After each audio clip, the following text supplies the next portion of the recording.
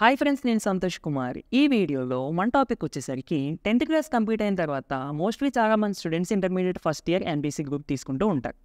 అయితే intermediate MPC గ్రూప్కి సంబంధించి అంటే మ్యాథ్స్కి సంబంధించి చాప్టర్స్ ఏముంటాయి, ఎగ్జామ్ పేపర్ మోడల్ ఎలా ఉంటుంది, స్టాండర్డ్ ఎలా ఉంటుంది 10th క్లాస్తో కంపేర్ చేసుకుంటే, అండ్ ఈ ఇంటర్మీడియట్ మ్యాథ్స్ మనకి అర్థం అవ్వాలి అంటే మనము బేసిక్స్ ఏం నేర్చుకోవాలి అండ్ ఏ బుక్స్ మనం కొనుక్కోవాలి, ఏ కాలేజెస్లో జాయిన్ అవ్వాలి అన్నది ఈ వీడియోలో మాట్లాడుకుందాం. అండ్ వీడియోని చివరి వరకు చూడండి ఫ్రెండ్స్. నచ్చితే తప్పకుండా లైక్ చేయండి అండ్ మీకు తెలిసిన ఫ్రెండ్స్ అందరికి కూడా మన ఛానల్ని మన వీడియోని అయితే షేర్ చేయండి.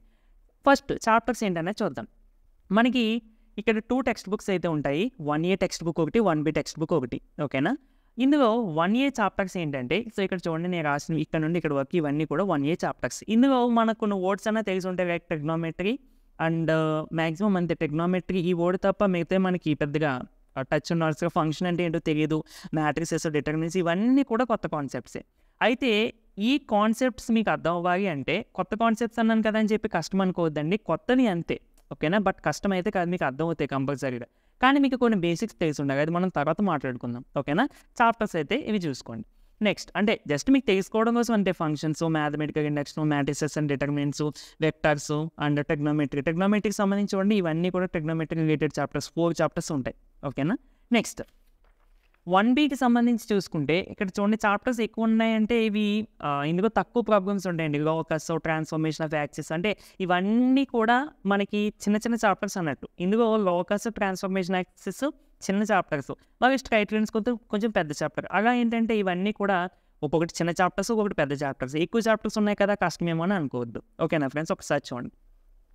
మనకి 1Aలో అంటే ఈ చాప్టర్స్ అన్నీ కూడా కొంచెం ప్రాబ్లమేటిక్గా ఉంటాయి అన్నమాట. అంటే సింప్లిఫికేషన్స్, ఫార్ములాస్ అప్లై చేయడము వాటికి సంబంధించి ఉంటాయి. బట్ ఇవి అయితే జామెట్రీకి సంబంధించినవి. అంటే జామెట్రీ ఇస్ నథింగ్ బట్ మనం చూడండి 10th క్లాస్గా కోఆర్డినేట్ జామెట్రీ చేస్తాం కదా, సో వాటికి రిలేటెడ్ చాప్టర్స్ అన్నమాట. ఓకేనా ఫ్రెండ్స్? సో ఇవ్వండి. నెక్స్ట్ మనము పేపర్ మోడల్ విషయానికి వెళ్ళిపోతే మీకు ఎగ్జామ్ పేపర్ 75 మార్క్స్కి అయితే ఉంటుంది. ఏంటి? 1A 75, 1B 75 అంటే టోటల్ 150 మార్క్స్. సెపరేట్గానే రాయాలి. 1A ఒక రోజు, 1B ఒక రోజు రాస్తారు. సో మోడల్ అయితే ఇలా ఉంటుంది. టోటల్ 75 మార్క్స్కి మనకి పేపర్ ఉంటుంది. టైం వచ్చేసరికి 3 hours. ఇందులో 3 సెక్షన్స్ ఉంటాయి. First section a very short answer questions ఉంటాయి. 10 2 మార్క్ క్వశ్చన్స్ ఉంటాయి, అన్నీ రాయాలి, చాయిస్ ఉండదు. Next section below short answer questions ఉంటాయి.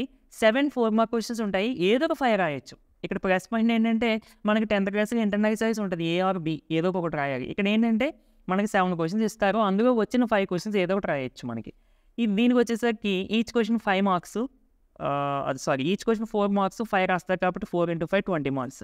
నెక్స్ట్ సెక్షన్ సి, ఇక్కడ మనకి long answer questions 7 mark questions ఇస్తారు, ఇందులో కూడా మీకు ఏదో ఒక 5 క్వశ్చన్స్ రాయాలి. So 7 × 5 35, 20 20 35, totally 75 marks. 1Aకి ఇంతే, 1Bకి ఇంతే.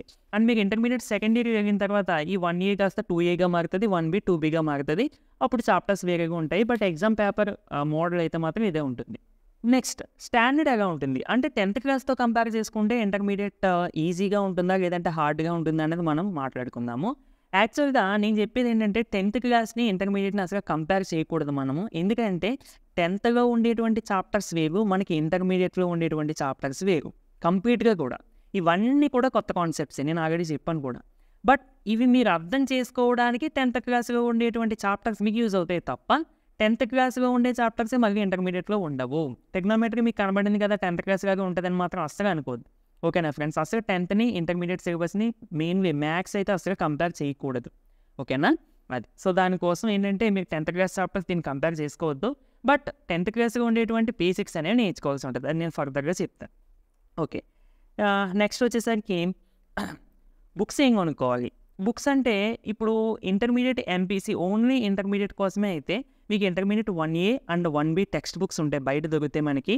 అవి అయితే చాలా ఎక్కువ, అవి మీరు ప్రిపేర్ అయితే కనుక మీకు చాలా నాలెడ్జ్ వస్తుంది ఓన్లీ ఇంటర్మీడియట్ వరకు అయితే మాత్రమే. కానీ మ్యాక్సిమం చాలామంది ఎంసెట్ కోసం, జేఈ మెయిన్స్ కోసం, జేఈ అడ్వాన్స్డ్ కోసం ప్రిపేర్ అవుతూ ఉంటారు. వీటికైతే మాత్రం ఇంటర్మీడియట్ టెక్స్ట్ బుక్స్ సరిపోవు. అంటే కాన్సెప్ట్ ఇందులో ఉన్నదే ఉన్నా కానీ కొంచెం ఫార్ములాస్, కొన్ని మనకి ఎక్స్ట్రా నాలెడ్జ్ అనేది మెటీరియల్స్లో దొరుకుతుంది. ఆ మెటీరియల్స్ మీకు కాలేజెస్ వాళ్ళు ప్రొవైడ్ చేస్తారు, అంటే ప్రైవేట్ కాలేజెస్ వాళ్ళు. ఇన్ కేస్ మీరు గవర్నమెంట్ కాలేజ్లో జాయిన్ అయితే కనుక వీటికి సంబంధించిన మెటీరియల్స్ ఏమి మీకు కాలేజ్లో ప్రొవైడ్ చేయాలి, ఎందుకంటే మీరు ఫీజు కట్టరు కదా. బట్ ప్రైవేట్ కాలేజెస్‌లో అయితే వీటికి సంబంధించిన మెటీరియల్స్ అన్నీ కూడా కాలేజ్ వాళ్ళే ప్రొవైడ్ చేస్తారు. ఓకేనా. మీరు ఆ బుక్స్ ప్రిపేర్ అయితే చాలా ఎక్కువ. ఇంక ఫర్దర్‌గా ఎటువంటి బుక్స్ కొనుక్కోక్కర్లేదు. అండ్ ఇంకో విషయం ఏంటంటే చాలామంది మ్యాథమెటిక్స్ సైడే వద్దామని అనుకుంటారు. అంటే కొంతమందైనా మ్యాథమెటిక్స్ టీచింగ్ సైడ్ వెళ్దాం అనుకున్నా, లేదంటే సబ్జెక్ట్ గురించి మీకు ఇంకా డెప్త్‌గా తెలుసుకోవాలని ఇంట్రెస్ట్ ఉన్నా గానీ కంపల్సరీగా ఈ టెక్స్ట్ బుక్స్ అనేవి ప్రిపేర్ అవ్వండి. మీకు ఇప్పుడు కాకపోయినా తర్వాతన్నా ఉపయోగపడతాయి. ఓకేనా ఫ్రెండ్స్. ఇవి మీకు ప్రతి బుక్ స్టాల్‌లో కూడా దొరుకుతాయి. ఒకసారి చెక్ చేయండి. నెక్స్ట్ వచ్చేసరికి చాలా చాలా ఇంపార్టెంటు. బేసిక్స్ ఏం నేర్చుకోవాలి. ఇప్పుడు ఇవన్నీ కొత్త కాన్సెప్ట్ అంటున్నావు. మరి మాకు బేసిక్స్ ఏం తెలిస్తే ఇవి అర్థం చేసుకోవాలి అంటే, చెప్పాలంటే మీ 10th క్లాస్‌లో ఉండేటువంటి చాప్టర్స్‌కి సంబంధించినవన్నీ కూడా మీకు తెలిసి ఉండాలి. అంటే బేసిక్‌గా రియల్ నంబర్స్ ఎగ్జాంపుల్‌గా రియల్ నంబర్స్ తీసుకుంటే, రియల్ నంబర్స్‌కి సంబంధించి రేషనల్ నంబర్స్ అంటే ఏంటి, రేషనల్ నంబర్స్ అంటే ఏంటి, HCF, LCM, Euclid division algorithm, logarithms ఇవన్నీ కూడా మీకు బేసిక్‌గా ఐడియా ఉండాలి.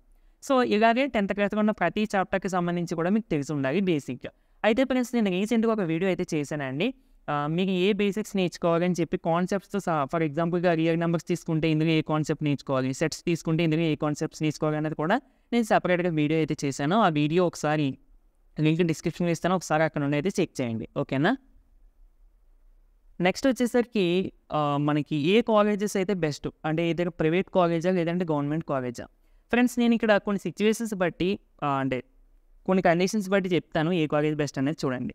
ఇప్పుడు ఫస్టు మీరు ఇనీషియల్‌గా చూడాల్సింది మన ఫ్యామిలీ యొక్క ఫైనాన్షియల్ స్టేటస్. ఓకే. మేము ప్రైవేట్ కాలేజ్‌కి చదివించగలమని మీ పేరెంట్స్ అంటే గనక బెస్ట్ ఏంటంటే ప్రైవేట్ కాలేజ్‌లోనే జాయిన్ అవ్వండి. ఓకేనా. అది కూడా మీరు ఎంసెట్ కానీ జేఈఈ మెయిన్స్ గ్రూప్స్ ఉంటాయి. అంటే కాలేజెస్‌లోనే ఎంపీసీలోనే జేఈఈ మెయిన్స్‌కి సంబంధించిన గ్రూప్స్ ఉంటాయి సెక్షన్స్. ఆ సెక్షన్స్‌లో జాయిన్ అవ్వడం బెస్ట్. ఎందుకంటే మీకు ఈ సెక్షన్స్‌లో కొంచెం ఎక్కువ నాలెడ్జ్ చెప్తారు. అలా కాకుండా ఓన్లీ జస్ట్ ఇంటర్మీడియట్ కోసమే మాకు ఇంటర్మీడియట్ వస్తే చాలు ఇంక ఇంజినీరింగ్ సైడ్ ఏమీ వెళ్ళము అనుకున్న వాళ్ళు మీరు ఏ కాలేజ్‌లో జాయిన్ అయినా పర్లేదు. ఓకేనా ఫ్రెండ్స్. ఓన్లీ ఇంటర్మీడియట్ అయితే మాత్రం ఏ కాలేజ్ అయినా పర్వాలేదు. బట్ గుర్తుపెట్టుకోండి ఓన్లీ ఇంటర్మీడియట్ వల్ల మీకు నాలెడ్జ్ చాలా తక్కువ వస్తది. ఓకేనా ఫ్రెండ్స్.